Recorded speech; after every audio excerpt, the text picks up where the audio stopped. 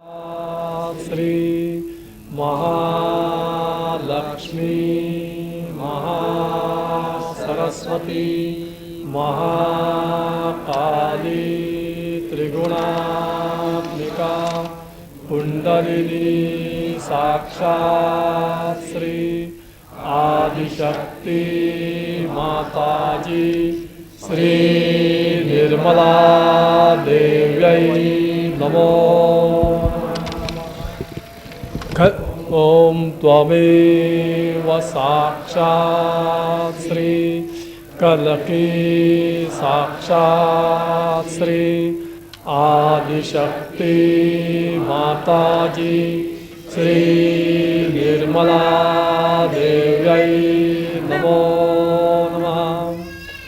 ओम त्वमेव साक्षात् श्री कलकी साक्षात् श्री सहस्रार स्वामिनी मोक्षप्रदायिनी माताजी श्री निर्मला देव्यै नमो नमः।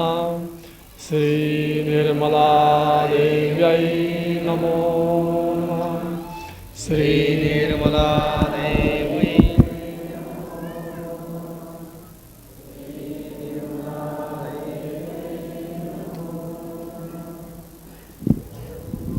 सगळ्यांनी खाली बसून घ्या आता, कुठलाही आवाज गडबड न करता।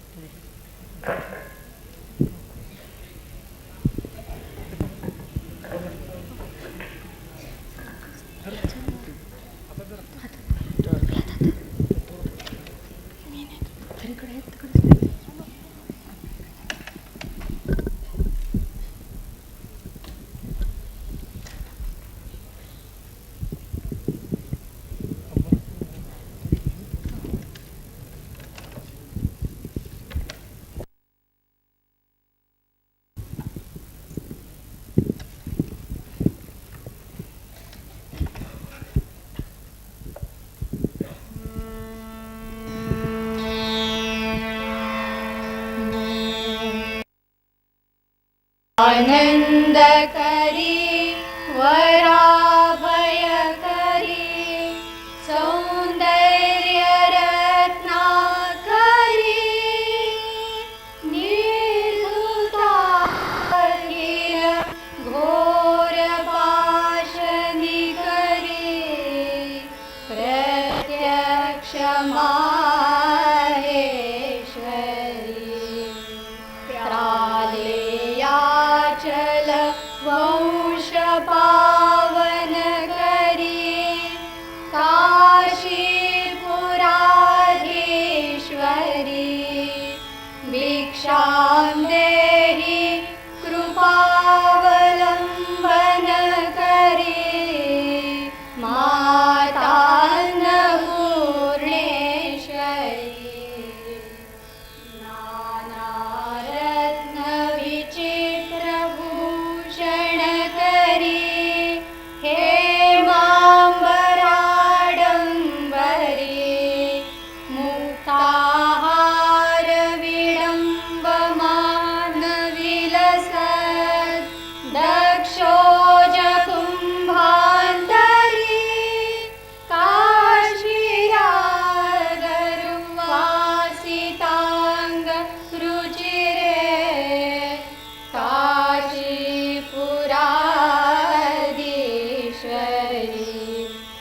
भिक्षां देहि भिक्षां देहि कृपावलम्बन करी मातान्नपूर्णेश्वरी योगानंद करी रिपुक्षय करी धर्मे कनिष्ठा करी चंद्रार्कानल भासमान लहरी त्रैलोक्य रक्षा करी सर्वेश्वर्य करी तपः फल करी काशीपुराधीश्वरी भिक्षां देहि कृपावलम्बन करी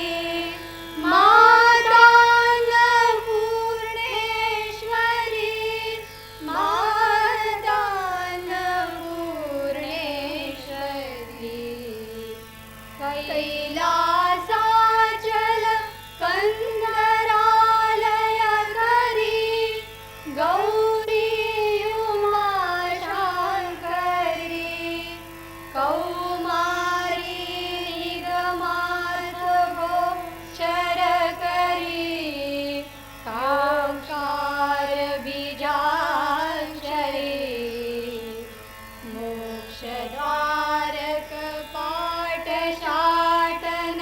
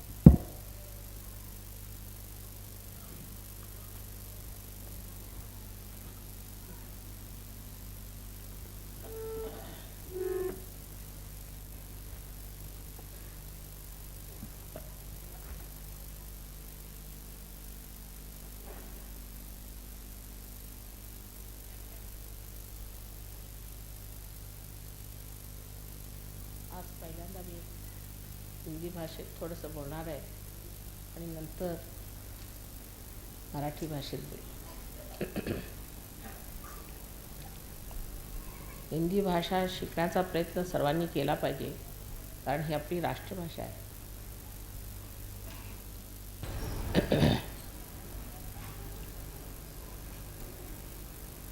पूना शहर का नाम वेदों में, पुराणों में सब जगह मशहूर है. इसको पुण्यपट्टनम कहते हैं, पुण्यपट्टनम. और इस जगह जो नदी बहती है उसका नाम है मूल नदी. जो यहाँ से मूल बहता है, ऐसी ये नदी यहाँ पर हज़ारों वर्षों से बह रही है और इस भूमि को पुण्यवान बना रही है. हम लोगों को पुण्य के बारे में पूरी तरह से मालूमात नहीं है. बहुत से लोग सोचते हैं कि हम अगर कुछ गरीबों को दान दे दें और या हम कोई चीज़ किसी को बांट दें या कभी हम सच बोलें या थोड़ी बहुत कुछ अच्छाई कर ले तो हमारे अंदर पुण्य समा जाता है. इस तरह का पुण्य संचय होता तो होगा, लेकिन वो एक बूंद बूंद बूंद बन करके न जाने कब सरोवर हो सकता है. पुण्य का जो अर्थ है सो जैसा जाना गया है कि ऐसे कार्य करना जिससे परमात्मा संतोषित हो, जिससे परमात्मा खुश हो, ऐसे कार्य हमें करने चाहिए.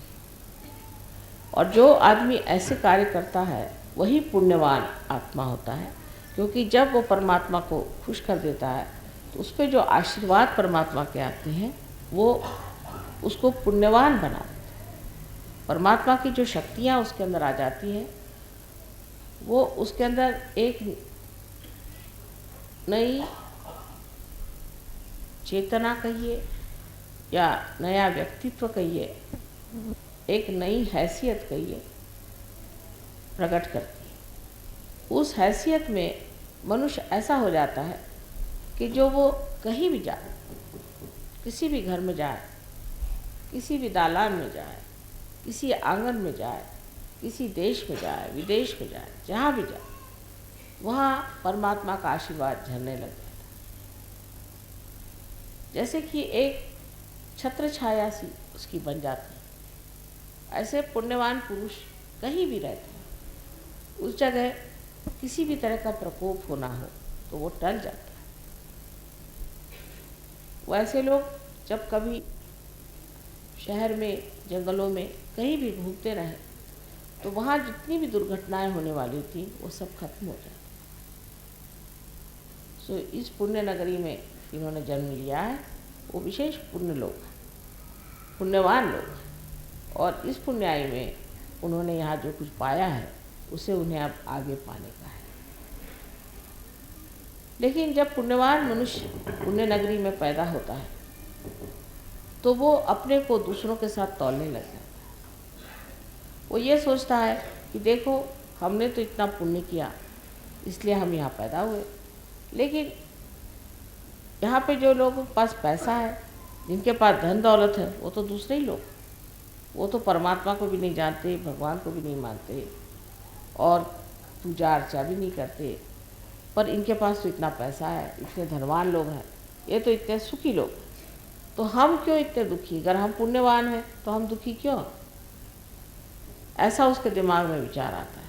जब ये विचार उसके अंदर आ जाता है तो वो फिर या तो सोचता है कि हमारी समझ में आ ही नहीं बात, कोई हर्ज नहीं, ऐसा सोच करके अपने धर्म में जुटा रहता है, और या तो वो बदल जाता है और वो सोचता है कि नहीं, किसी तरह से भी पैसा जोड़ना या दुनिया की चीज़ें दौड़ना, दुनिया की इज्जत जोड़ना यही सबसे बड़ी बात है.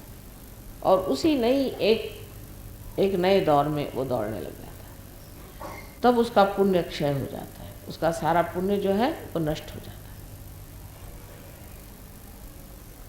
लेकिन पुण्यवान पुरुष को पैसे की इच्छा होना बड़े आश्चर्य की बात है। कलयुग में सब कुछ हो सकता है। ये मुझे खुद देख करके आश्चर्य होता है कि कलयुग में अगर कोई रियलाइज सोल भी पैदा हो तो वो भी शराब पी सकता है, ड्रग्स ले सकता है, मारामारी कर सकता है, दुनिया भर के काम एक रियलाइज हो जिसे कि हम पुण्यवान मनुष्य समझते हैं, वो ये सब कर सकता है। ये कलयुग की खिंचाव है, उसका एक तरह का असर है, उसका वातावरण इतना ज़बरदस्त है।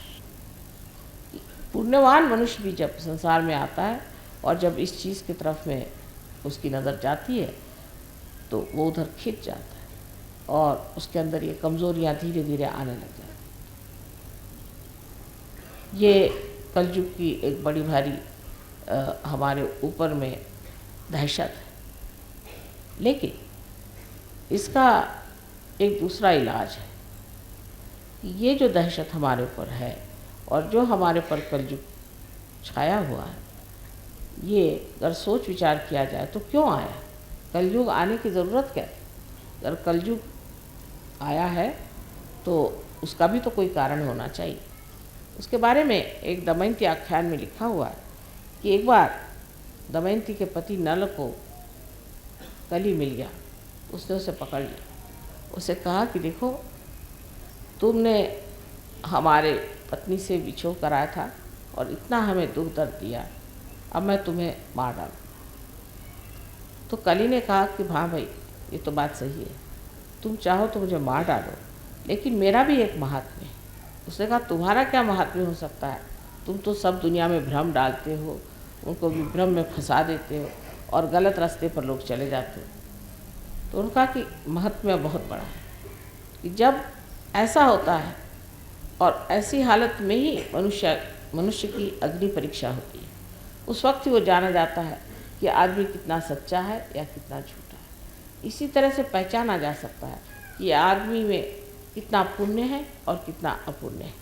अगर उसके आगे कोई अग्नि परीक्षा न हो तो वो जाना नहीं जा सकता। जैसे कि बाइबल में भी कहा गया है कि जो मनुष्य कलयुग में पैदा होगा उसका लास्ट जजमेंट हो जाएगा, उसको जाना जाएगा कि उसमें पुण्य कितना है, अपुण्य कितना है। तो इसका ये महात्म्य है कि इससे हमारी अग्नि परीक्षा होती है।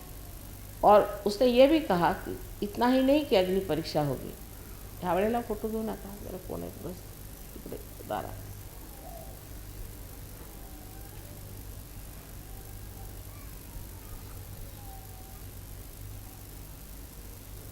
अग्नि परीक्षा जो हमारी होने वाली है इस कलयुग में, इस कलयुग के वक्त में हमारे लिए एक और बड़ा भारी आशीर्वाद है। वो ये कि नल को बताया गया कि देखो, जिस वक्त कलयुग आएगा, जिस वक्त अग्नि परीक्षा होगी, तब हज़ारों लोग पार हो जाए, हज़ारों लोगों को आत्म ज्ञान हो जाए, आत्मबोध हो जाएगा, आत्म साक्षात्कार हो जाएगा।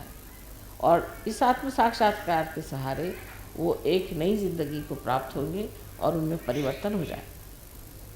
जो आज गिरी कंदरों में परमात्मा को खोजते फिर रहे हैं, वो उसे प्राप्त करेंगे। ये इसका वरदान है। इसी बीच अब हम यहाँ पूना में आए हैं, जिसको कि मैं पुण्य पट्टनम कहती हूँ, जहाँ आने से मनुष्य को पुण्य का प्रभाव पता चल सकता है। यहाँ भी अगर आप सोचें तो आपको लगेगा कि यहाँ भी वही कलयुग है जो जहाँ है, हर जैसे वहाँ पे था वैसा यहाँ भी है। ये बात ज़रूर मानी जानी चाहिए कि जो चीज़ छिपी है, जो चीज़ दिखाई नहीं देती, उसके बारे में बात करने से कोई फ़ायदा नहीं। लेकिन जब ये चीज़ खुल जाती है, आपके अंदर की चेतना जब खुल गई है, उससे जब आप जानेंगे तो आपको आश्चर्य होगा। इस पूना में इतने गहनता के कार्य हुए हैं। यहाँ पर अनेक साधु संतों ने बैठ कर के तपश्चर्या की हुई है। तुकाराम जैसे इतने बड़े महान पुरुष इसी पूना के पास ही में आए और यहीं रहे, उनका यही वास्तव्य है। तो इसका जो आकर्षण है वो उन लोगों के लिए है जो पुण्य को खोजते हैं और पुण्य में डूबना चाहते हैं। उन लोगों के लिए नहीं जो पैसा ढूंढते हैं और दुनिया भर की दौलत ढूंढते हैं, क्योंकि वो तो सिर्फ अपने लिए किसी दूसरे के लिए नहीं। जो हम पैसा इकट्ठा करते हैं या चीज़ें इकट्ठा करते हैं, जो हम अपने लिए सत्ता इकट्ठा करते हैं, या हम किसी तरह का बड़ा भारी नाम, जिसको फेम कहना चाहिए, इस तरह का नाम इकट्ठा करते हैं, ये सब अपने लिए। लेकिन पुण्य जो है वो दूसरों पे असर। जैसे एक दीप है, इस दीप पे आपको इसकी सफाई करनी है तो आप इसमें कुछ भी चमका दीजिए, इसको आप चांदी का बना दीजिए, चाहे आप सोने का बना दीजिए, इसको जिस भी चीज़ का चाहे आप बना सकते हैं, इस पर जो भी मेहनत करना चाहे कर सकते हैं। लेकिन बेकार, बेकार, क्योंकि इसमें दीप नहीं जला। जब इसमें दीप जलेगा तभी इसका उपयोग है। इसी प्रकार मनुष्य कुछ भी हो बेकार है, जब तक उसके अंदर आत्मा का दीप नहीं जलता तब तक वो बेकार है। और जब उसमें दीप जल जाता है तो वो पुण्यवान आत्मा हो जाता है, और उसके अंदर से बहता हुआ प्रकाश हजारों दीप संसार में जला सकता है। इसलिए आज की पुण्य नगरी में इस पूजा का आवाहन बहुत बड़ी चीज। शक्ति का जब संचार पुण्य में हो तो वो पुण्य हजार गुने बढ़ करके अत्यंत शक्तिशाली हो सकता है। पुण्य की शक्ति अनेक है, लेकिन उसमें अंदर अगर शक्ति ही संचरित हो जाए तो फिर क्या कहेंगे।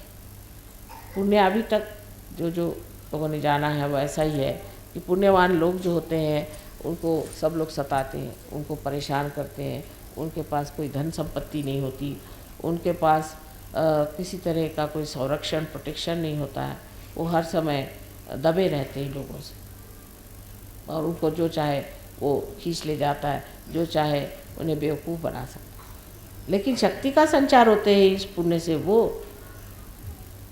प्रगाढ़ और प्रचंड प्रकाश निकलते हैं कि किसी की मजाल नहीं, किसी पुण्यवान आदमी को हाथ लगा। जो हाथ लगाएगा वो जानेगा कि ये कोई प्रचंड चीज़। इसी प्रकार अगर कोई आदमी ये चाहेगा कि उनका पैसा नोच ले या उनको ठग ले या सताए तो अब सता नहीं सकता। ये कलयुग का बड़ा भारी आप पर आशीर्वाद है कि कलयुग में ही ये प्रकाश आ सकता है, और जैसे ही अंदर ये प्रकाश आ जाएगा कोई आपको छू नहीं सकता, कोई आपको परेशान नहीं कर सकता, कोई आपकी हत्या नहीं कर सकता, कोई आपसे कोई चीज़ छीन नहीं सकता। आप पूरी तरह से संरक्षित हो जाते हैं, और आप स्वयं इतने शक्तिशाली होते हैं कि जहाँ खड़े हो जाइएगा वहाँ कोई सा भी आतंक, आफत, कोई भी परेशानी हो, उसे आप एकदम खड़े होने से ही उसको खत्म कर सकते हैं। तो पुण्य में शक्ति का संचार, यही आज का आवाहन है, और आज की पूजा में यही करने का है। आता सगळ्यांना समजलंच असेल मी हिंदी भाषेत काय सांगितलं ते, कोणाकोणाला समजलं नाही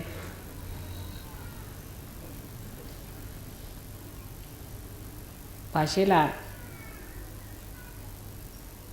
मराठी भाषा फार चांगली आहे, कारण त्याच्यामध्ये तिला तोड नाही, म्हटलं पाहिजे तरी चालेल, तिला तोड नाही। विशेष करून सहजयोग हा मराठी भाषेतच समजवता येतो बरं।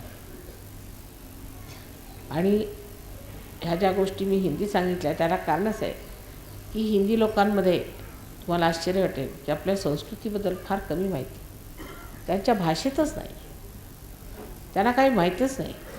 पुण्य म्हणजे काय ते माहिती, तेव्हा थोडंसं हिंदीत बोललेलं बरं, कारण तुम्हाला सगळं आधीच पाठ आहे, सगळं माहिती आहे, सगळं पाठ आणि नंतर सपाट तसाही प्रकार आहे म्हणा। पण तरीसुद्धा असं म्हटलं पाहिजे की आपल्याला फार मोठी संतांची इथे शिकवण जी मिळालेली आहे, हा एक इतका मोठा आशीर्वाद आहे। त्या आशीर्वादाने संस्कृती काय आपल्याला माहिती, पुण्य म्हणजे काय आपल्याला माहिती, चांगलं वाईट काय ते आपल्याला माहिती आहे, माहिती कळतं पण वळत नाही, कळतं सगळं हे सांगितलेलं आहे, हे चांगलं आहे, हे वाईट, असा पुण्यसंचय आपण पुष्कळ केलेला। म्हणूनच या पुण्यामध्ये, या पुण्यनगरीत आपला जन्म झाला, हे कबूल। पण तरीसुद्धा इतर लोकांना बघून आपल्याला असं वाटतं की बा आम्ही पुणेकर म्हणजे काही श्रीमंत नाही, मुंबईकर जास्त श्रीमंत आहे। त्याच्यावर असं वाटतं की मुंबईपेक्षा दिल्लीचे लोक जास्त श्रीमंत आहेत, त्याच्यावर पैसे जास्त, तर दिल्लीला आणखी म्हणजे तख्तच असल्यामुळे इथे त्यांच्याजवळ मान पान आदर हे सगळं काही बाह्यता पुष्कळ दिसतं. तेव्हा असं वाटतं वा एवढे मोठे लोक आहेत हे, त्यांचं केवढं मोठंपण, आम्ही काय, आम्ही अजून गरीबच आहोत. पण तुम्ही पुण्यवान आहात. पण ह्या पुण्यातच असे लोक आहेत की देवालाच मानत नाही. मोठे मोठे धुरंधर मी पाहिले, मोठे मोठे विद्वान लोक मी पाहिले, ते देवालाच मानत नाही. म्हणजे इतके शिष्ट झाले ते या पुण्यात राहून, या पुण्यनगरीत राहूनसुद्धा लोक इतके शिष्ट झाले आहेत, इतकं डोकं त्यांचं खराब झालं आहे की ते म्हणतात देवच नाही. अहो तुम्ही जर देवाला पाहिलंच नाही, देवाला जाणलंच नाही, तर तुम्ही इतका अरेरावीपणाने कसं म्हणता की देव नाही आहे म्हणून? आधी बघा तर खरं, एक अनुभव तो घेऊन बघा. त्याच्यात तुमचं काय नुकसान होणार आहे? काहीच होणार नाही. पण तुम्ही स्वतःला सगळं जाणलेलंच नाही आहे. तेव्हा जे सगळे सांगून गेले ते सगळे मूर्ख होते. आम्ही एक अतिशहाणे आणि आम्ही असं म्हणतो की परमेश्वरच नाही, आणि आता तुम्ही परमेश्वर सिद्ध करून दाखवा, नाहीतर आम्ही परमेश्वर मानायला तयार नाही, असं जरी म्हटलं तरीसुद्धा त्याला तयारी आहे. पण आम्ही मानतच नाही परमेश्वर आहे असं म्हणून जर कोणी डोळे झाक केली तर अशा माणसाला समजावणं फार कठीण होतं. आणि तशातले बरेच लोक या तुमच्या पुण्या शहरात आहेत, बरेच लोक आहेत. म्हणजे इतके कुठेच नाही आहे जे उघडपणाने म्हणतात परमेश्वर नाही, असे इतके लोक कुठेच नाही आहे जितके तुमच्या पुण्या शहरात. जितके इथे गणपती आहेत आणि त्याच्याहून जितके इथे मारुती आहेत त्याच्याहूनही हे महामारुती बसलेले अतिशहाणे.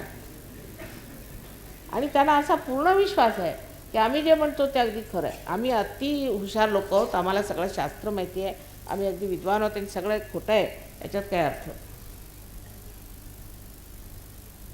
तेव्हा जिकडे एवढं पुण्य आहे इथे इतकं कमळासारखा इथे सुंदर सुगंध पसरलेला आहे, तिथेच असल्या तऱ्हेचा विकृतपणा पण पुष्कळ जास्त पसरलेला आहे. आणि त्यामुळेच या पुण्यामध्ये लोकांच्या डोक्यामध्ये भ्रांती फारच वाढलेली आहे. त्यांना हे समजत नाही आहे की धर्म आहे खरा की नाही, परमेश्वर आहे किंवा नाही. हे मोठे मोठे धुरंधर स्वतःला इथले लीडर्स म्हणवतात, म्हणा तसे पैसे बिशे खूप खातात, ते सगळं करतात, धंदे सगळे करतात.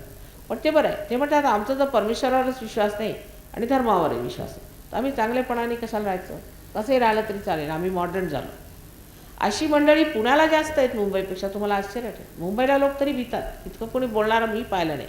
पण पुण्याला मराठी भाषेमध्ये बोलणारे असे अनेक झाले जे परमेश्वराची टिंगल काढायची, नंतर परमेश्वर नाही म्हणून सिद्ध करायचं, परमेश्वरावर लोकांनी विश्वास ठेवला म्हणजे तुम्ही महामूर्ख आहात, असं कशाला करता, असे म्हणणारे सुद्धा इथे लोक आहेत.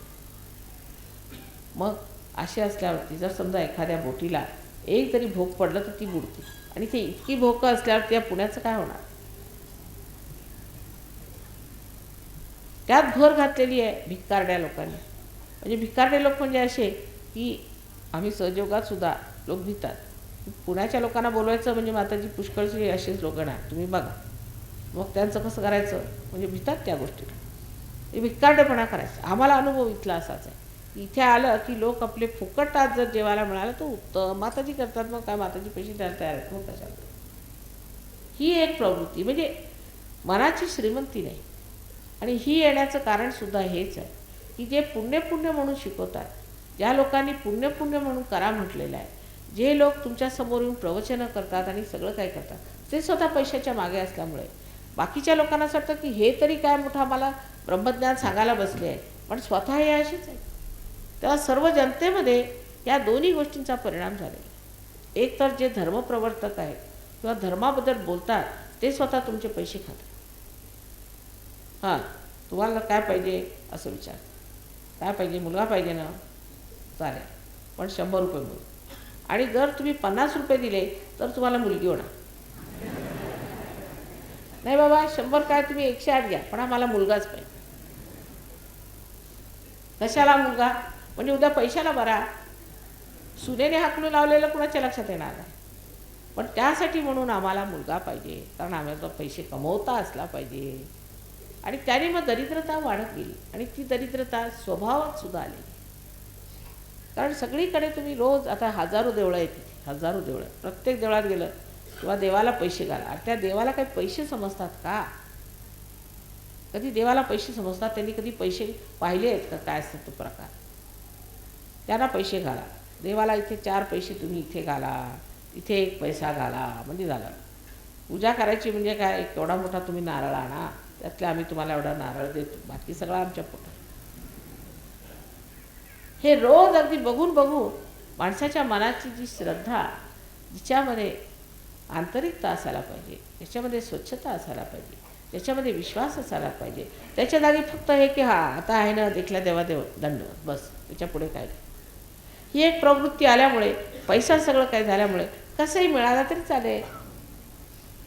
मान पान स्वतःच्याबद्दल काही आत्मसन्मान ह्याचा कोणाला विचार राहत. आत्मसन्मान नकोच, कशाला, मिळतं ना मग, देतात ना मग, कशाला घ्यायचं. तर ह्या एका फारच विचित्र परिस्थितीमुळे पुण्यामध्ये सुद्धा जी आपण प्रवृत्ती बघतो ती अशी की एवढ्या पुण्यवान स्थितीमध्ये, इतक्या पुण्यवान जागेमध्ये साधू संत दिसत, साधूंची लक्षणं दिसत, साधूसारखं लोकांचं वागणं दिसत नाही. साधूला केवढा मान असतो. एखाद्या साधूला घरी बोलवायचं म्हणजे जन्मजन्मांतरातली तुमची तपस्या पाहिजे, नाही तर तो तुमच्या दारात येणार कसा. म्हणजे खरा साधू म्हणते, उपटसुंभाची गोष्ट सोडा, तो तुमच्या दारात येण्यासाठी तुम्हाला केवढं तरी पुण्य खर्ची घालावं लागेल, तेव्हा तो तुमच्या दारात येईल. पण आता उठल्या सुटल्या इथे रस्त्यावरती साधू संत फिरतात, त्यांच्यामध्ये काही साधुता आहे. आणि ती साधुता नसल्यामुळे पुण्यनगरी म्हणजे काय, ह्याच्यातल्या देवळामुळे पुण्य झालेली नाही, इथल्या मानवांच्यामुळे झाले. यांच्या मानवामध्ये किती साधू आणि संत आहेत, कितींमध्ये साधूची लक्षणं आहेत. तर इथल्या लोकांची जी एक स्वतःची क्वालिटी आहे, स्वतःचं जे एक चारित्र्य आहे, ते कसं आहे त्याच्यावर पुण्य अवलंबून असतं. ते जर पुण्य आपण कमवलेलं असतं, आत्मसन्मानाचं, तसंच आत्मसाक्षात्काराचं जर आपण पुण्य कमवलं आणि त्यात आपण आपली वाढ करून घेतली, तर इथे काही कठीण काम नाही. कारण जमीन इथली फारच सुपीक आहे. पुण्यासाठी पुण्यासारखी जमीनच नाही संबंध ब्रह्मांडात. पण जमीन असली तरी प्लास्टिकच्या बियांनी काही झाडे येणार नाहीत.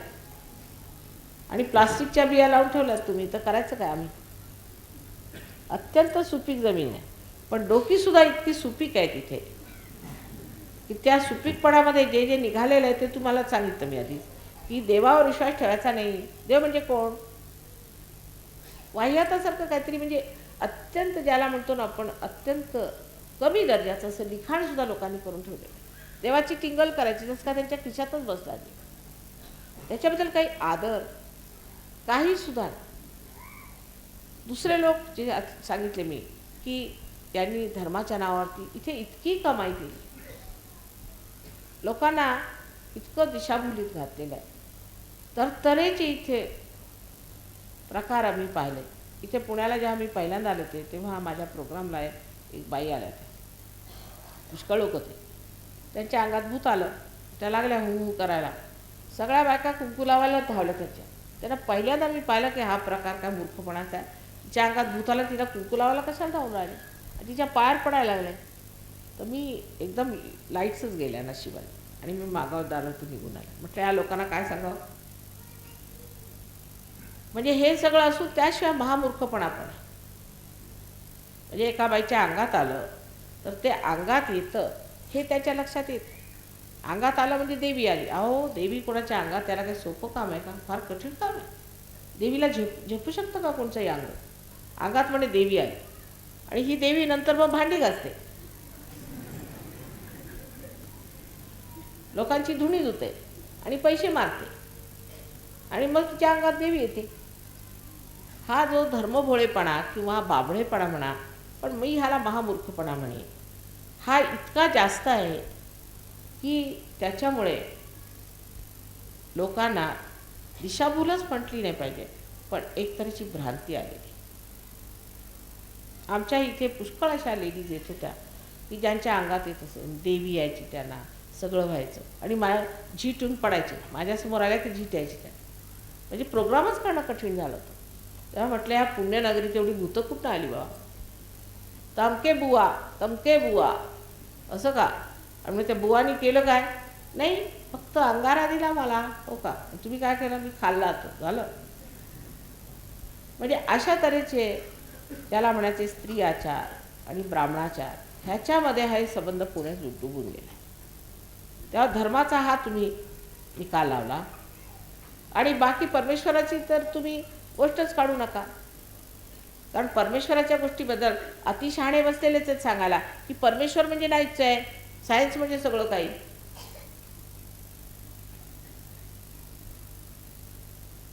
आता नारळीकर हे पुण्याचेच आहे, त्यांनी असं सांगितलं की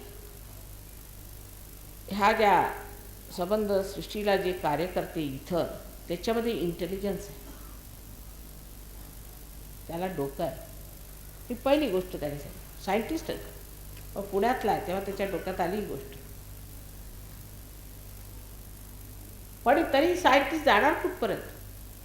बाहेरून तुम्ही जर एखाद्या झाडाची निगा ठेवायची म्हटली तर पानाला तुम्ही द्याल पाणी तर जाणार का आतमध्ये, फुलाला दिलं पाणी तर जाईल का आतमध्ये, नाही जाणार.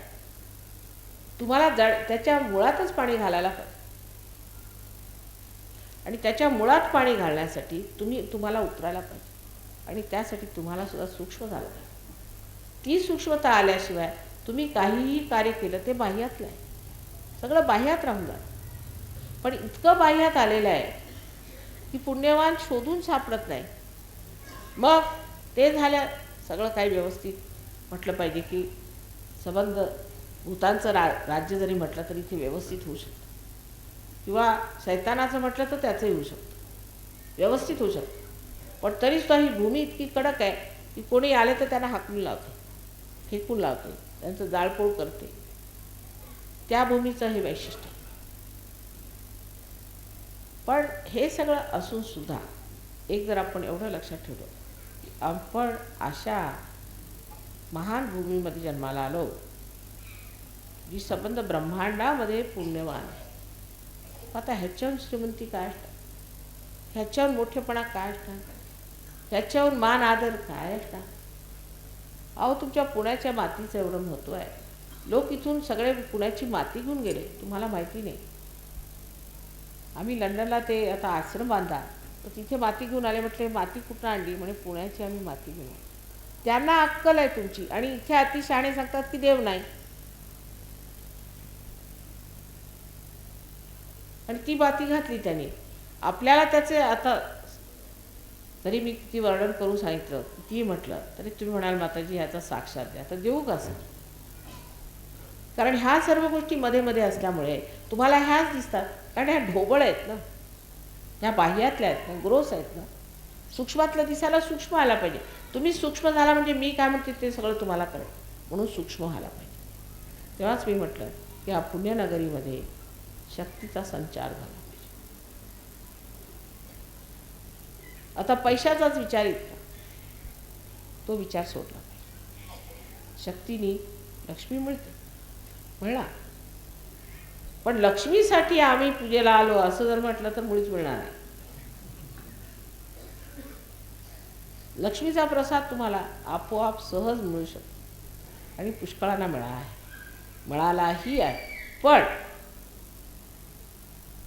हे लक्षात घेतलं पाहिजे की आम्ही इथे घ्यायला काय आलो, शक्ती घ्यायला. शक्तीमध्ये सर्व तऱ्हेच्या शक्त्या असतात. नुसतं महालक्ष्मी किंवा लक्ष्मी नाही. लक्ष्मीतनं महालक्ष्मी, सरस्वतीतनं महासरस्वती, आणखी कालीतनं महाकाली, हे सगळं इथे मिळवायला तुम्ही आलेला. जेव्हा या तिन्ही शक्त्यांमध्ये आत्म्याचं स्वरूप प्रकटित होतं तेव्हा ह्या तिन्हीही महान शक्त्या तुमच्यामध्ये सुद्धा जागृत होतात. तुमच्या हातातलं व्हायब्रेशन्स, चैतन्य लहरी वाहत आहेत. नुसता असा हात वर केला तुम्हाला लोकांना जागृत करतो. लोक म्हणतील कसलं काय, शक्यच नाही. असं कसं, नुसता हात असा वर केला तर म्हणे की जागृती, शक्यच नाही. तर तुम्हाला अविश्वास वाटू लागतो. खरोखर आम्ही असा हात वर केला तर आमच्या हातून होतं हे काही विशेष नाही. म्हणजे तुम्हाला अजून आपली कदर नाही. तुम्ही हे समजत नाही की तुम्हाला काय मिळालं. किती मोठ्या तुमच्या हातात नुसती अशी कुंडलिनी, जशी गणपतीच्या हातात ही शक्ती आहे, तशी तुमच्या हातात आईने शक्ती दिलेली आहे की नुसता असा हात वर केला तरी कुंडलिनी जागृत होते. तर आम्ही कोण आहोत हे आधी लक्षात घेतलं पाहिजे. जर हे तुमच्या लक्षात आलं की आम्ही कोण आहोत आणि आम्ही योगी लोक, आमच्यामध्ये योग्यांना कधीही नव्हती अशी शक्ती आहे. आज किती योगी बघा तुम्ही आहे जगात. कुणी अशी कुंडलिनी जागृत केलेली तुम्ही ऐकलंय का कुठेतरी? पुस्तकात कुठेही नाही. पण तुम्ही करता ना जागृत, तुम्ही रिअलायझेशन देता ना लोकांना. मग ते कसं घडतंय, ते कसं होतंय? पण प्राधान्य जर आम्ही योगी आहोत ह्या एका मुद्द्याला दिलं तर बाकी सगळे मुद्दे आपोआप आतमध्ये बसतात. पण प्राधान्य इतर गोष्टी नाही, हा एक त्रास आहे. तो जर तुम्ही सोडला आणि प्राधान्य फक्त आहे की आम्ही योगी जन आहोत, आम्हाला योगी जनांसारखं आणि साधू संतांसारखं राहायचं आहे, तसंच आम्हाला वागायचं आहे, तशीच आमच्यामध्ये धारणा असावी, असा हृदयामध्ये जर एक विचार ठेवला तर कुंडलिनी शक्ती जी आहे ती तुम्हाला कुठल्या कुठे पोचून देईल.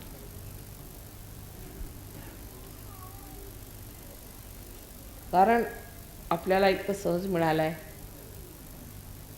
इतर लोकांना फार मेहनत करावी लागते.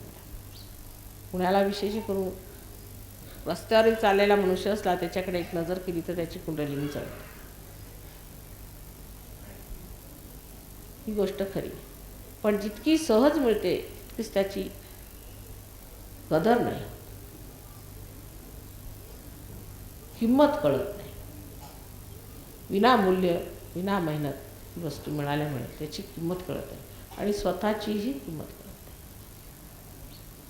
जर स्वतःची किंमत कळली आणि स्वतःची जबाबदारी कळली तर लक्षात येईल की आपण योगी जन आहोत. साऱ्या संसाराचं भलं माताजी करायला निघाल्या आणि तुम्ही आमचे हात आहात. तुमच्या हातून हे कार्य होणार. आणि आपलं वागणं कसं आहे तर सर्वप्रथम आपल्यामध्ये निष्ठा पाहिजे, सिन्सिरिटी पाहिजे. ज्या माणसामध्ये निष्ठा नाही, वरपांगीपणा आहे, तो मनुष्य सहयोगात कसा उतरणार? निष्ठा पाहिजे की आम्ही योगी जन आहोत. पूर्ण निष्ठेने आमच्यावर विश्वास आहे, आम्ही हे कार्य करू शकतो. आमच्या हातून कुंडलिनी वाहते. याच्यात काही अहंकाराची गोष्ट नाही.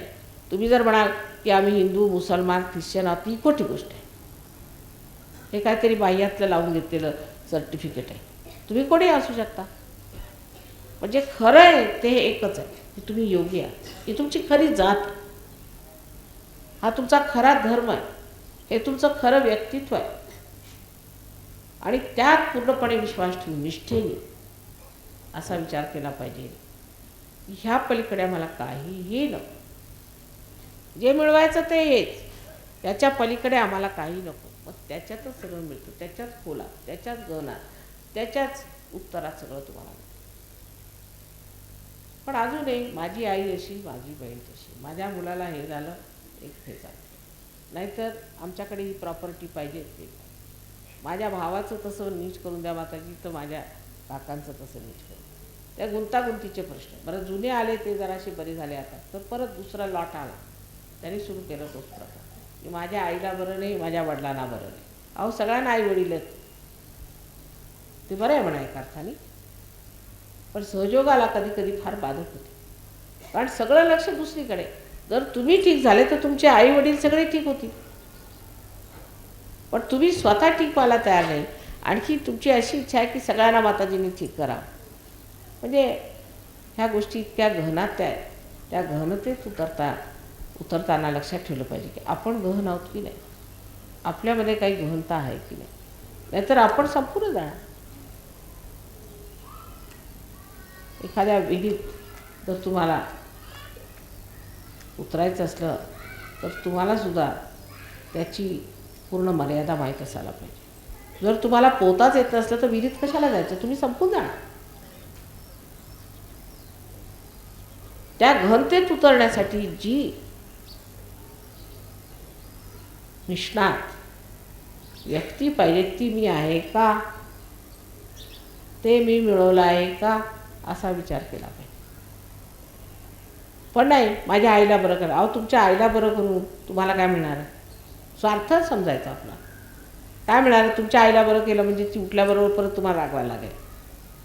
डोक्यावर पदर घे, नाही तर हे कर ते कर. बायकांचं असतं ना काहीतरी. आणि नाही तर आई बापाला बरं कर. कशाला? परत तो आणखी तुम्हाला त्रास देणार. देणार असं नाही, पण माझं काय म्हणणं की अत्यंत वरपांगीपणाने आपण बघितलं तर हे असे त्रास होते. पण गहनतेत बघितलं की मी माझाच बाप आहे, मीच माझी आई, मीच सगळं काही आहे, मला तुम्ही बरं करा, मी ठीक होऊ देत, माझं भलं होऊ देत. तुमच्यातच जर सर्व बसले तर ते सगळेच्या सगळेच ठीक होणार. सगळे जर तुमच्या शरीरात वास करतात, तुमचं जर बरं झालं तर ते बरे होणार की नाही. तेव्हा अशा वरपांगी शूद्र क्षुल्लक वस्तूंवरती आपलं चित्त ठेवून तुम्ही एवढं मोठं कमावू नका. एक तर पुण्याच्या नगरीत जन्माला आला, एवढं पुण्य कमावलं असेल ते, एवढं पुण्य कमवून ह्या पुण्या नगरीत तुम्ही जन्माला आला आणि इथे जन्माला येऊन आता ते घालवायचे का? आणि ह्या धर्माच्या बाबतीत सुद्धा डोकं लक्षात ठेवलं पाहिजे. ह्याला काही धर्म म्हणता येतो? ज्याच्या सर्व वरपांगी गोष्टी, तो धर्म खरा ज्याच्यामध्ये मनुष्याला शांती मिळते, तो धर्म खरा ज्याच्यामध्ये मनुष्याला सत्य मिळते, तो धर्म खरा ज्याच्यामध्ये मनुष्य एक पुण्यवान आत्मा होऊन सगळीकडे प्रेम संचारतो, तो खरा धर्म. बाकी धर्म म्हणजे थोतांड आहे. आणि आजकालचे सर्व धर्म तर एकाहून एक बरे. मला तर एकही आजपर्यंत धर्मगुरू भेटला नाही जो आत्मसाक्षात्कारी आहे. अहो म्हणे आम्ही धर्मगुरू, असं का? आणि कुंडलिनी तिथे खाली जमून बसलेली, तुम्ही कसे धर्मगुरू? कोणत्या धर्मात सांगितलेलं आहे की आत्मसाक्षात्कार झाल्याशिवाय तुम्ही कोणाचे गुरु होऊ शकता? असे अधर्मी लोक आज धर्मावरती येऊन बसले आहेत आणि स्वतःला धार्मिक म्हणतो. त्या धार्मिकतेचा काहीही फायदा नाही. त्यांनी नुसता मनुष्य एक क्रूर, राक्षसी, भयंकर तरी होईल किंवा ती दब्बू, घाणेरडा, विचित्र तरी. त्यातनं चांगुलपणा कधीही निघणार नाही, हे अगदी मला दिसतं. जेवढे आजकालचे धार्मिक लोक मी पाहिले त्यांचा हा प्रकार. इथे बघा, तुम्ही इंग्लंडच्या लोकांना बघा, दारू पिऊन दूध.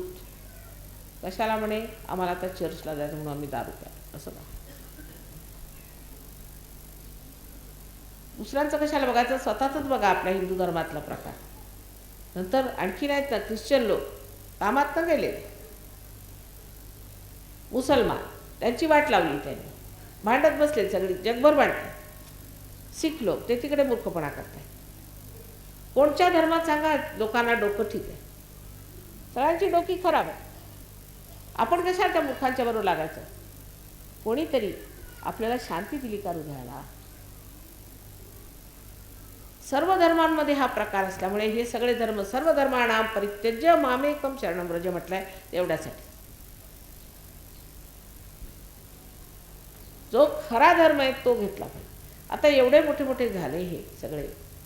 ख्रिस्त काही कमी नव्हते, एवढे मोठे आहेत तुम्हाला माहितीच आहे. कृष्ण काही कमी होते, राम काय कमी होते, एक एक अवतरणं झाली. मोहम्मद साहेब काय कमी होते, नानक साहेब काय कमी होते. पण त्यांना त्यांचं मात्र ठिकाणा लावून ठेवला सगळ्यांनी. एवंच मी कोणत्याही धर्माची साथ द्यायला तयार नाही. आता सगळ्यांना बघून ठेवलं. सगळे एकाहून एक मूर्ख आहेत, देवाच्या नावावरती मूर्खपणा करताय. आणि ह्यांना अशी सजा मिळणार आहे, ह्या जन्मातच मिळणार आहे. दूर जायला नको. ते ज्यूज आहेत तो दुसरा नमुना आहे, मुसलमान आहेत तो तिसरा नमुना आहे, ते ख्रिश्चन लोक आहेत तो चौथा नमुना आहे, हिंदू लोक आहेत ते दुसरा नमुना आहे. एक एक नमुने. ते जैन तो तर काय विचारायलाच नाही. ह्या सर्व धर्मांमध्ये नुसता थोतांड आणि वरपांगीपणा आणि खोटेपणा इतका पसरवलेला आणि पैसे बनवणे. आणि नाही तर काहीतरी आता मुसलमान लोकांच्या मध्ये हे आहे की 5दा नमाज पडायची,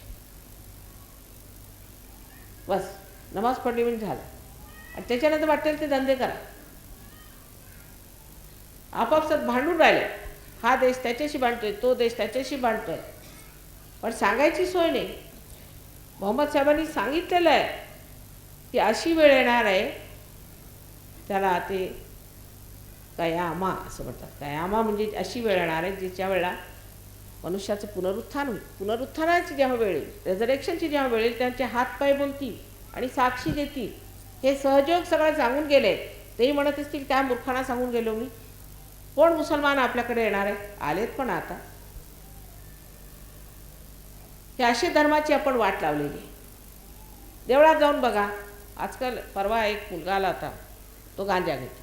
म्हटलं तुला कुठे मिळाला बाबा हिंसा गांजा? महालक्ष्मीच्या देवळात म्हणे पुजारीकडे असतो. असं ना, अगदी खरी गोष्ट आहे. अहो खरी गोष्ट आहे. महालक्ष्मीच्या देवळात, ते आणखीन कुठे नाही. आता ह्या पुजाऱ्याला कुठे ठेवायला सांगेल? कुठे ठेवायचं? नरकात तर अशा लोकांना जागा नाही. आणखी काहीतरी एक बनवावं लागेल त्यांच्यासाठी. महालक्ष्मीच्या देवळात बसून गांजा वाटतोय आणि विकतोय. म्हणजे देवळात कोणी जाणार नाही पोलीस पकडायला. गेला तर मग त्याच्या विरुद्ध हे करतील की आमच्या देवळात आलास तू. पण देवळात बसून तुम्ही गांजा विकता, त्याला काही मज्जा नाही. त्या अशा सर्व धर्मांधपणामुळे पुष्कळाच्या सांगितलं देवच नाही. अहो धर्मांध कुणी असतं म्हणून धर्म नाही.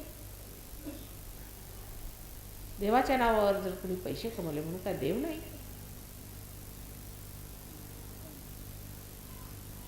तेव्हा तुम्हा लोकांना खूप गहन उतरायला पाहिजे. तुमचं आयुष्य असं झालं पाहिजे की लोकांनी म्हटलं पाहिजे की हे धार्मिक, ह्यांच्यामध्ये खरा धर्म आहे. आम्ही धर्माला सहयोगात जाणला आहे. सहयोगामध्येच समजलो आम्ही धर्म काय.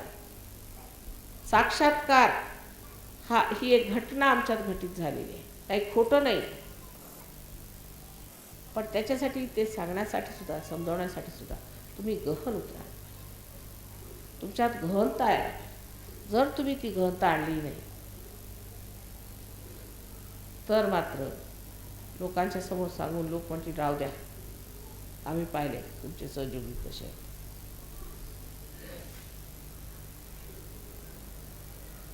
तेव्हा सगळ्यांनी त्या गहनतेकडे लक्ष ठेवलं पाहिजे. वर पांगी करायचं नाही, वरती दाखवायचं नाही, नसते तमाशे करायचे नाही. मला सगळ्यांचं समजतं. पूजेला शुद्ध मनाच्या लोकांनी बसायचं, नाही तर बसू नये. शुद्ध मन करून बसायचं. बेकार आहे. मी एवढी मेहनत करू तरी फायदा काय? तर तुमचे दगडाची मन आहे तर त्याच्यात माझं काय प्रतिबिंब येणार? तर मन अगदी शुद्ध करून बसायचं, निरालस आणि प्रेमात बसायचं आणि मिळवून घ्यायचं. मिळवायचं आहे ते मिळवायला तुम्ही इथे आला.